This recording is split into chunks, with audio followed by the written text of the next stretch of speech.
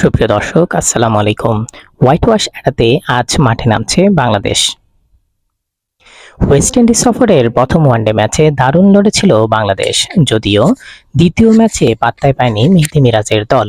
হেরেছে 7 উইকেটের বিশাল ব্যবধানে।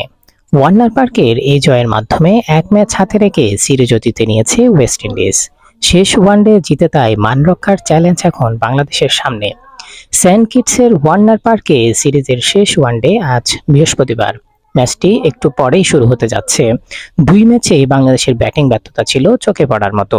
সিরিজ হারের সবচেয়ে বড় কারণ এটি। অধিনায়ক মেহেদী হাসান মিরাজও বলেছেন, আমরা ভালো ব্যাটিং করতে পারিনি, বড় জুটি হয়নি, মাঝের ওভারগুলোতেই আমাদের আত্মবিশ্বাসের অভাব দেখা গেছে।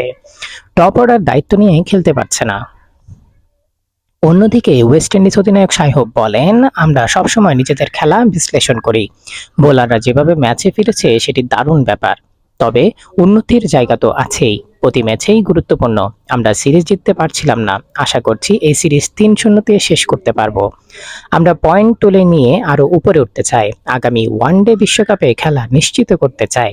আগামী ওয়ানডে বিশ্বকাপে স্বাগতিক সাউথ আফ্রিকা ও জিম্বাবুয়ে ছাড়াও আইসিসি র্যাঙ্কিংয়ে শীর্ষ 8 দল সরাসরি খেলবে। ওয়েস্ট ইন্ডিজ এখন র্যাঙ্কিংয়ে 10ম, বাংলাদেশ 9ম।